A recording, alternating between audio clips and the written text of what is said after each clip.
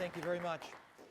It is a particular pleasure to be here at a time when a friend and a colleague is being honored. I think we come to know a people by how we honor each other, and to see, in this case, the occasion for which Bill's being honored, this university community engagement, is a particularly sweet time to be present. So I'm delighted to be here. I'm going to offer a bit of a reflection on this work, from knowledge to impact. We've seen, and I have admired for years, I'd say Bill is much older than I am, but that's a lie. We're pretty much the same cohort, but I have admired for years this extraordinary story. It is rare to see an innovation like this refined in practice with guidance and feedback, and then sustained. It is such a rare thing to see that happen, and a joy to help celebrate it. So what I want to do is sort of step back and offer a reflection on knowledge to impact. We heard an impact story. We heard a story of knowledge to impact, and what some of the stepping stones might be, and what we all know to be a rocky path. So that's what I'd like to offer as an opportunity. This award, the regional recipient of which is the team is present today, had some interesting language in it. I was really fascinated. I mean, what it's doing is reminding us that the core functions of university, in the top part, of learning, discovery, and engagement. It's saying that these are functions. These are the how of what we do, and there's the why portion of a mission statement like this that I think is equally intriguing. I think we would say that this work, I'm not sure I would have chosen the term sympathetically engaged, but if we mean by that being in sync with need and concern, we would, I think, agree that this is a wonderful exemplar.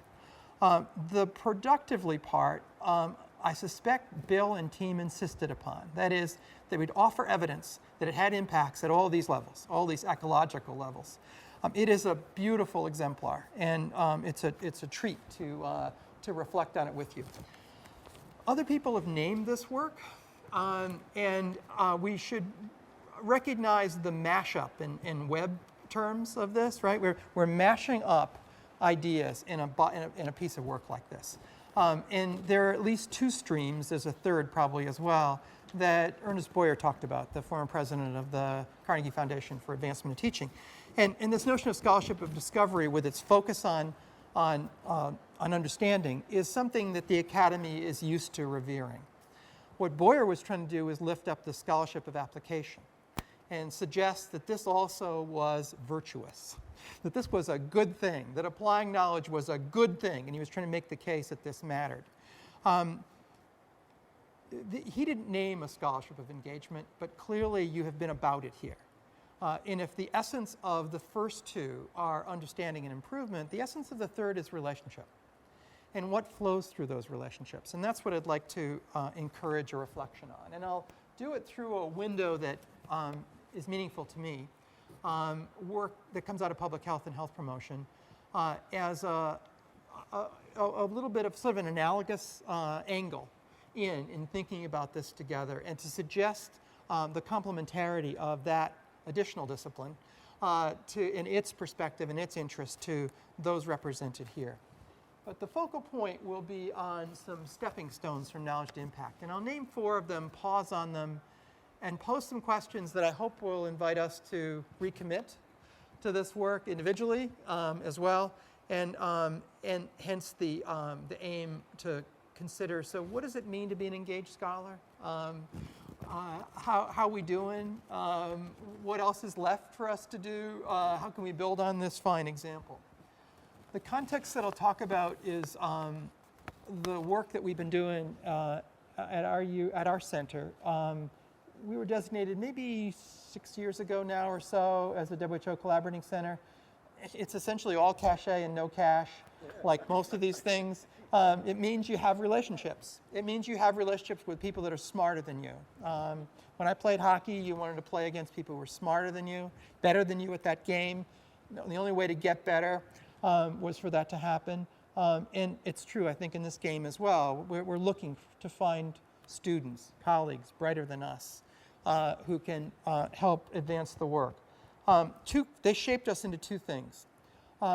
Essentially, they said, you know, if you're going to do this, shape your objectives around expanding the evidence base for the work, and the work I'll talk about in a moment of health promotion. And secondly, it's got to be about building capacity. The workforce is enormous. It extends well beyond universities. And we need to figure out it is everyone. The work of creating the conditions under which health and well-being happen for everyone is everybody's work. And so building capacity and expanding the evidence base ought to be the focal points. It is clearly represented in the work that was described here. I'll offer another angle in. First, a definition. This is W.H.O.'s definition of health promotion from a UN document some years ago. But doesn't it look familiar? We could put, it goes beyond prevention, surely, right? And the treatment, prevention, promotion stretch, we're really looking at creating the conditions under which health and well-being occur for everyone. We recognize the justice dimension of this, the equity dimension of this, but we also appreciate it's about environment. It's about assuring the conditions under which better outcomes in health and development happen for all of us.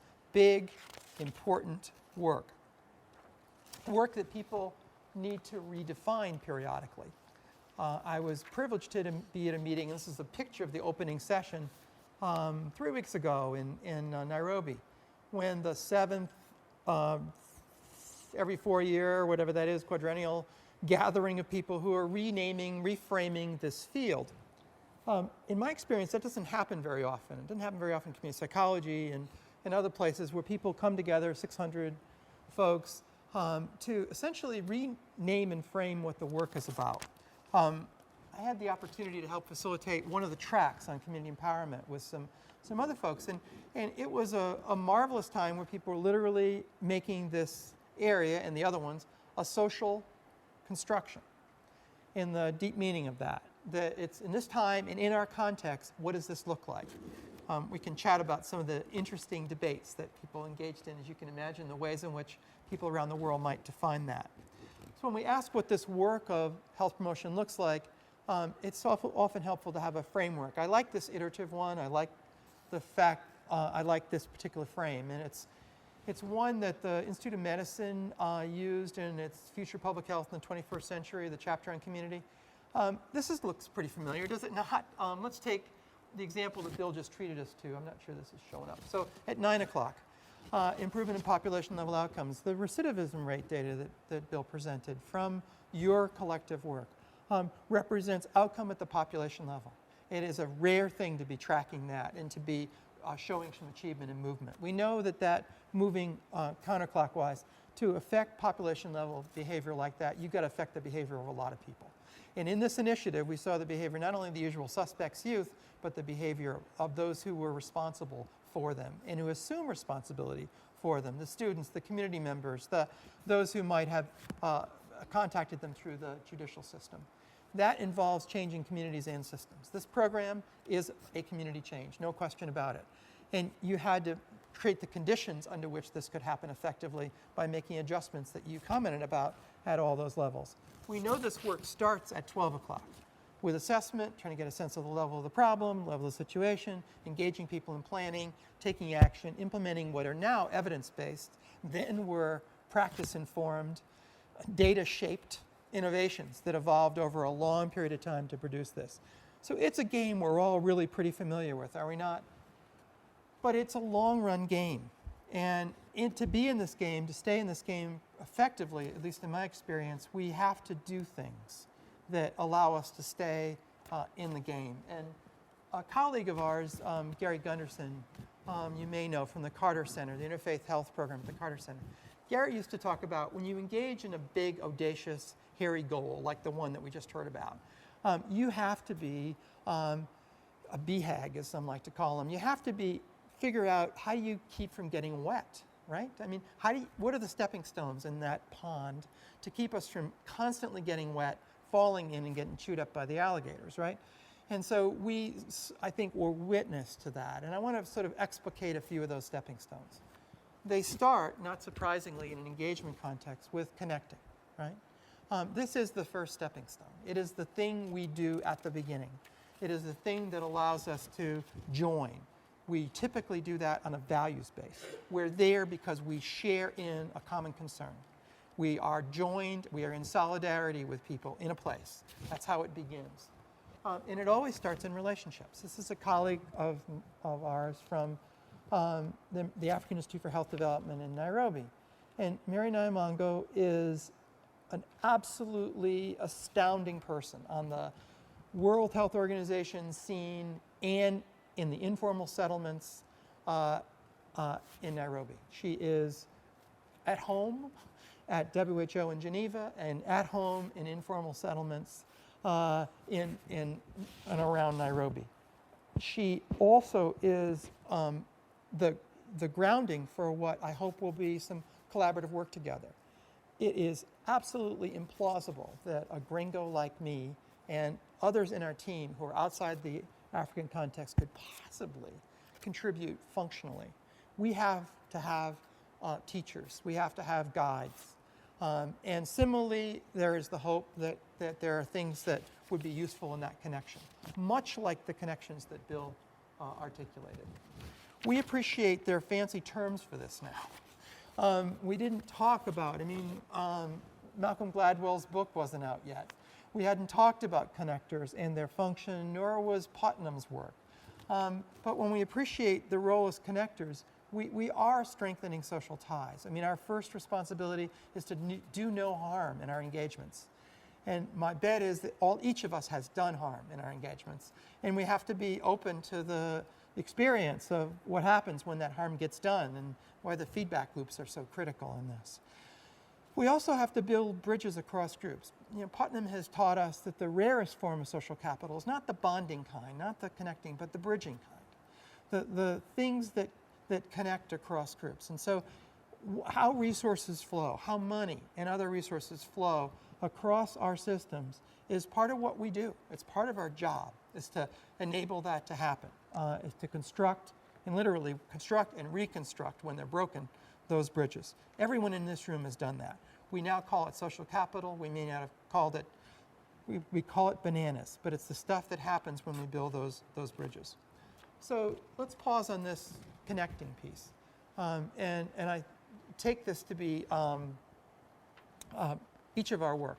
It seems to me when we connect, it ultimately starts with discernment. I'm an Irish Catholic kid. I think about discernment as what happens when we construct a vocation. And when we do, it's when something feels right to us, seems right to those who care about us, right? And we've got the opportunity. When those things are joined, we're in line, right? We've got something. And it starts by joining what issues matter to us. What are the things that outrage us? What are the things that get us up, get us wondering, get us moving? And what are the groups who are most affected by those things? That's where we start, and it's the basis. And then we have to ask ourselves, how is it we're going to be able to be fruitfully engaged? With whom do we have to connect to make that happen? I think that's how it starts, which is why the service learning dimension, before it had a name, that's been part of this project for 30-some years, is part of what's so critical here. It's because how people discover what it is that moves them. I want more of that. I want less of that. It's that warmer, colder dimension that is so critical. Seeing is the next piece. When I reflect on seeing and thinking about this as the next step, because we need the connections to give us the guides, the Mary Naimongos of the world, to help us see, right? We are absolutely lost without the guides. We can't see we don't know what we're looking at. We don't know what it is that's happening. And each of us have so many examples of this that without our guides, we are lost. I love this quote from Annie Dillard's book on Pilgrim at Tinker Creek. It reminds us what the essence of seeing is.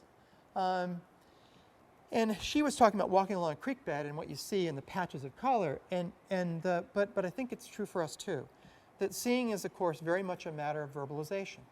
It's what we can put words to, right? What we can put measures to in a scientific sense. It's what I call attention to, bring attention to our eyes. Without that, we don't see it. That's what those measures were about. Those measures were not the ones, Bill taught us, those are not the measures that you started with. They were largely without use. They didn't have function in advancing the innovation. Measures are discovered, they're selected for when audiences care about things and you try to figure out how to name them and make them visible. Because what we do when we see, it's a matter of focusing attention, right? And our responsibility is to focus attention, I think, in two ways. Usually we talk about one of them as scientists. Let's talk about the other one as well. We focus attention on what is and what ought to be. That's our job, right? Our twofold job is to focus attention on what is, what ought to be, and to note the gap, right? That's what we're doing, always, right? We're noting the gap. And when we do our assessments, when we do our measurements, always we're focusing attention on what is. We have a responsibility in a much more of our qualitative community organizer way. It's the essence of macro practice and social work. Each discipline's got its own frame for this, where our job becomes to also help people envision what could be, what should be, what's possible in the place. That's what organizers do. They can name it, right, in a way that people find credible. And all of a sudden it seems possible and plausible to be able to make those things happen. Our job, and this is what I like about the joining of these, is if we couple these, then we might start out with some measures. When we're engaged in what things are and then what they ought to be and the gap between them, we're constantly being asked the critical thinking question of what success would look like. And that informs our measures, right? So the vision articulates what ought to be. How it is we'll know it is the answer addressed by the second question, and that leads us back. This then plays out in whatever our framework is. And so we're constantly measuring, assessing, and moving our way through in the usual spots assessment, but we're also measuring process. There were a lot of process measures in what Bill described. Implementation of evidence-based approaches. You were concerned about the fidelity of what was being put in play as it was emerging and what form it took and so on, as well as the other logical spots in which we'd stop. So when we reflect on seeing, it seems to me we've got a couple of things to consider. One of them is, and it starts, I think, with what we want to see. This starts with who we're connected to, in spirit and in solidarity, as our Latin American colleagues would want us to say, right? Who are we connected to, and where do we see as what's good enough for our kids in this context? So what is, what ought to be? And then if we realize what would things look like and how would we know it, brings us back to what it is we measure. So it's that joining of community organization practice with measurement and science that I think is part of what sets up discovery and application.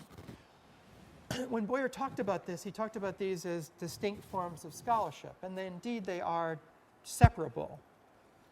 We wouldn't separate them, though.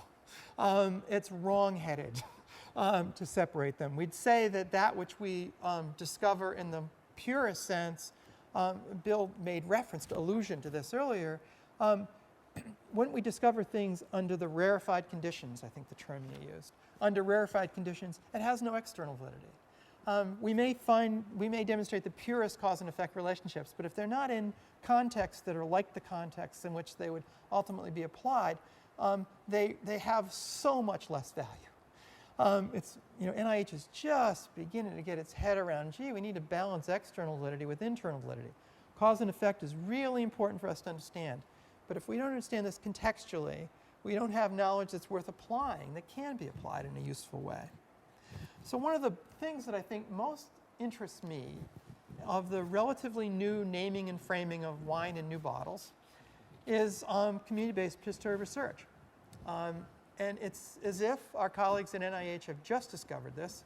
They're around for a while. Kurt Lewin had a clue as to this, and people well before him, right, had a clue as to what this was. But it is a radical idea, and that it's now coming out of NIH is really interesting. I could share a story about that later if you like. But this notion of involving community and scientific partners in shared responsibilities for understanding and improving effects is a radical framing. I'll suggest that in a moment. It is the joining of experiential, as Bill put it earlier, and specialized knowledge. We tend to suggest that these are in one place or another. If our universities are set up better, we'd have more experiential knowledge inside. Communities were set up in our relationships better, there'd be more specialized knowledge out, so it's not like where this resides. But the shift from power over to power with is the radical idea. And here's how I think it plays out. I won't go at the details of this for time, but think about what, starting at 12 o'clock, this team has done over the years. It's called adolescent diversion, the naming and framing of adolescent diversion, not because youth named it that, right? Or parents named it that, but the funding agent, I'm sure, had a role in suggesting in the context, the system you were trying to affect, that was a relevant naming and framing for what that issue was about. Others gathered to do it, it might get named and framed entirely differently. We're familiar with this game, right? But we come around this from developing a logic model for how we're going to get from here to there. We name and frame research questions. We document the intervention, its effects. We try to make sense of the data. We use it to inform and celebrate. Coming at 9 o'clock in reverse, the handoff to community, here's our findings, good luck to you putting it in play, has been the norm. The truth, right? That has been the norm. So the idea of power sharing or power abdication to communities is the normative practice, right? You've got our knowledge, do your best, right? And that day is suggested is over. Our responsibility continues in this innovation diffusion model that we've seen articulated so clearly. The making sense of data together, this is much rarer. Whose job it is to give meaning to what it is we've seen. We're the ones who discern statistical significance, the discernment of social significance, the value added, whether the impact is enough, whether it's good enough. That's a judgment we have to make with our colleagues, right? In community, in context, right? That power sharing is not prevalent. That's a struggle. And then come on back up to research questions. Who gets to name those? Typically those who fund us in our studies get to name those. It's a rare exception that a granting agency, and NIH is just cracking the door on this, to let the naming and framing happen in context with community as after you get the money. Good luck selling that one. We've not been really successful on that. You've got to have a pretty good idea what the questions are going to look like, if people are going to buy in. So the power sharing is hardly complete. What I mean to suggest by this only is, what a radical idea. And it's going to be up to the next generations to run with it, I think, to make it more real. Ultimately, this is a couple of colleagues at that same meeting, this discovery and application is a social construction. It is what we do together. It is what we do in community that will make the meaning and the application more probable. Because these three bullets, I think, are the stuff we do. What are we seeing? What does it mean? What are the implications for adjustments? That's the stuff we do when we do systematic reflection, right? And it is our job to figure out how to do that better with our partners. It's also the case that the first three aren't enough. That if the game is knowledge to impact and not knowledge to fusion, which has been the game. That's the game that pays off, right? It's the production of knowledge and its reporting in scholarly journals is the payoff in the academy, right? If you're connected and you see things and are moved to discover and apply, then you got to keep moving in this game. And it ultimately comes to building capacity. So I want to reflect on that for a minute through this notion. That building capacity is a big job. I mean, it's a big job because it means the ability of people to do things across time for sure. It's got a durability dimension to it, and then across concerns. Because the idea is that the community would be able to construct, after you're done in this engagement, they'd be able to construct the next thing in response to the next goal, right? And there's scant evidence that our engagements have yielded this. that the capacity through our engagements together have yielded the generalized ability to solve the next problem. We're not accumulating that evidence in the way that we would hope we might. So what I'll describe is that with humility is a foray into that was alluded to because it gives a window into the challenges of it, not because it's a solution, because it gives a window into the challenges of it. We began with some colleagues around the country and now in other parts of the world 15 years ago with this crazy Tom Wolfe and Bill Berkowitz, other people you know in community psychology, and now many, many partners in this field and others, building this thing called the Community Toolbox. It was a crazy idea. The notion was that if we had a box of tools, if we could, this is 1994, if these tools for how you give personal testimony about how you're affected by an issue, how you organize, engage people in meetings, yada, yada, yada, if that could just be freely available publicly forever, people could download it, get it just in time, print it, et cetera, and if it could be there in perpetuity. That was the notion. What it led us is to discover, and this is a construction now after the fact, is so who goes to such a thing? Capacity of whom? Who shows up for community building tools?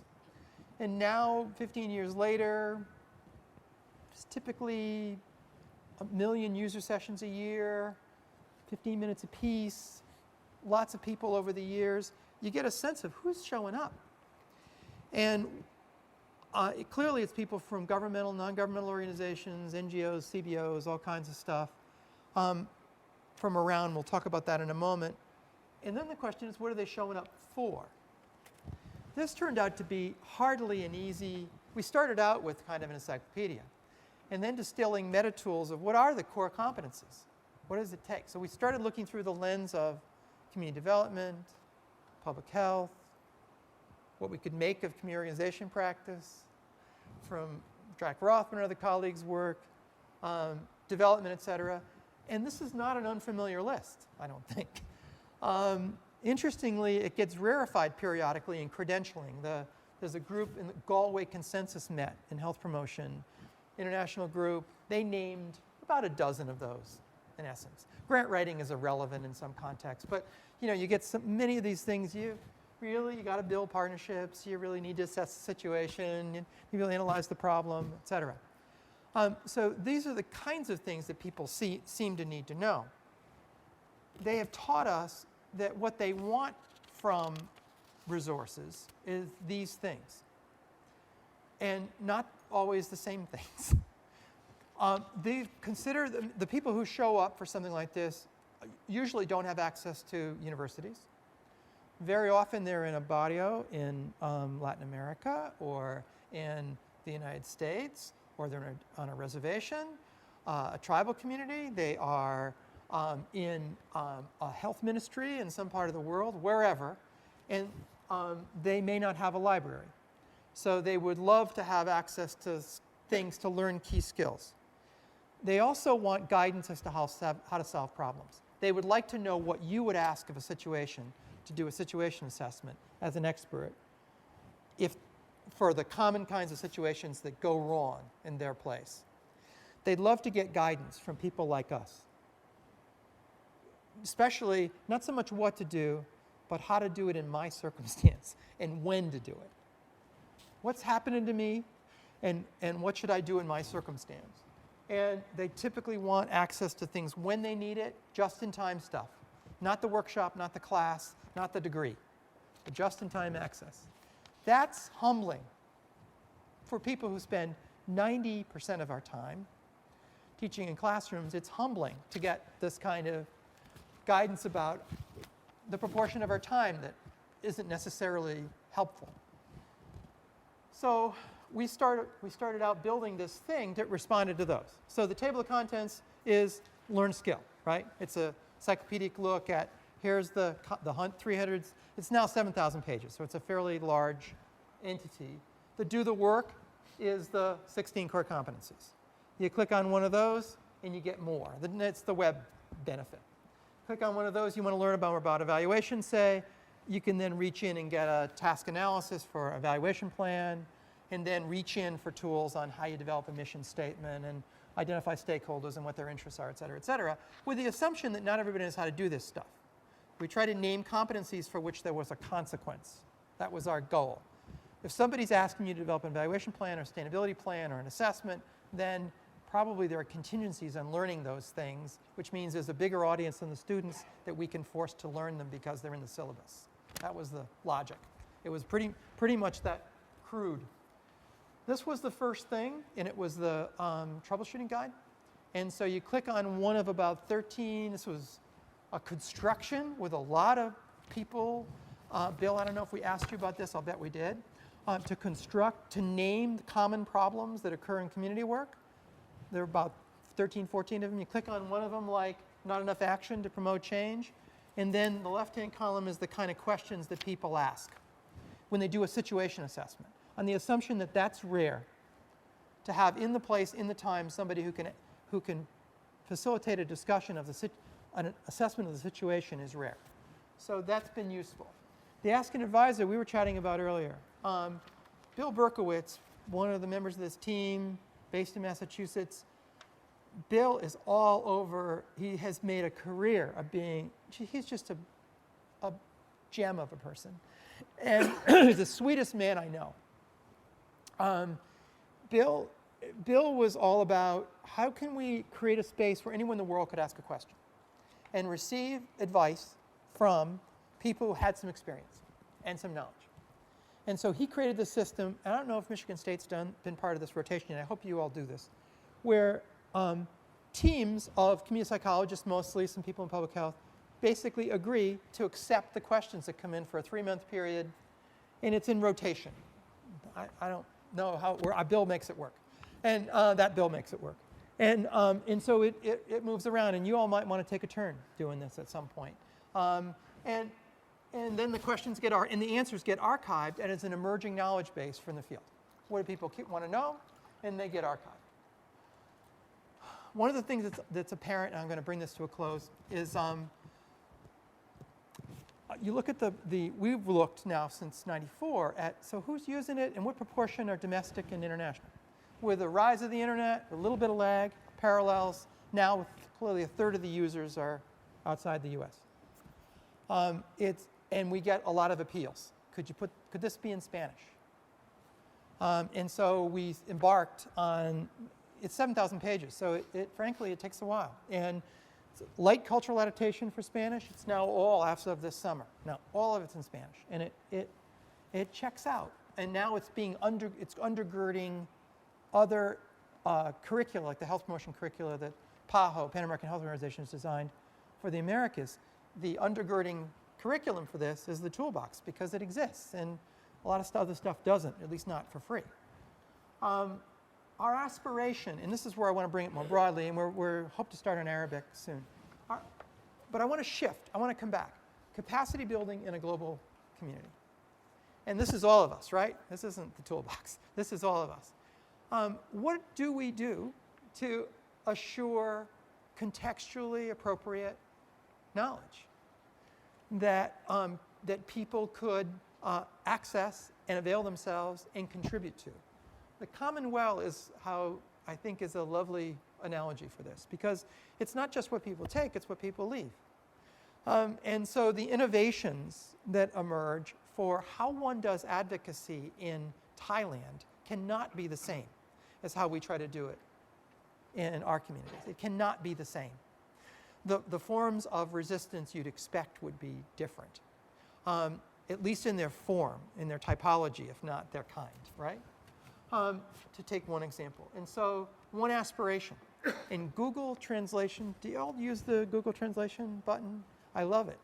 I love it. It's not bad. It's not bad. I was saying there's a student who had aspirations to have this toolbox in Hindi, and a student who speaks Hindi was in my office 2 days ago, and saying, not bad. You know, the Hindi, just using Google Translation Engine, fairly good. I want to reflect on this and then take us out. The reflection on capacity building and bring us back to our joint responsibility is collectively, I think we need to sort out, and we don't, whose work is this? To sort out what it is people need to be able to do to create the conditions under which health and development happen for all of us. That is not any one of our disciplines' work. There must be, just the introductions, there must be half a dozen disciplines at least in the room. We know it's not the province of any one of our disciplines. It's sure not the province of those of us in any of our institutions, and nor in any of our countries, right? So how do we create that, and how do we assure access to supports for that as a collective? Because we can do that now. It's too easy to make this information shareable. And so how do we reconnect? It's a dangling G for reasons I don't understand. So if you're looking for the sort of the mythology of that, I can't take you there. But I want to come back to connecting, because I think, and this I want to conclude with this. We can imagine a world where engagement of community and scientific partners in discovery and application, we saw a beautiful example of that today. You have among you, in the work you're all doing in this project and the other projects that you're constructing, lovely examples of this. How do we assure access to, enable access to free, just-in-time resources for these emerging evidence and practice-based innovations that are coming out from your work and from those of others? And maybe the hardest of all, how do we connect across our institutions? I think we're doing better in our university community connections. We are in our university to university ones. The contingencies do not support the latter very well. And Bill was saying at lunch, first time you've been here? Yeah, it really is. And just as it was a couple of years ago, it was the first time you set foot on our campus, I think. And that's crazy. And so how do we do this in light of the communications technologies advantages that we have? So leave that as a shared challenge for us, and then we can have some discussion if you wish. Thank you.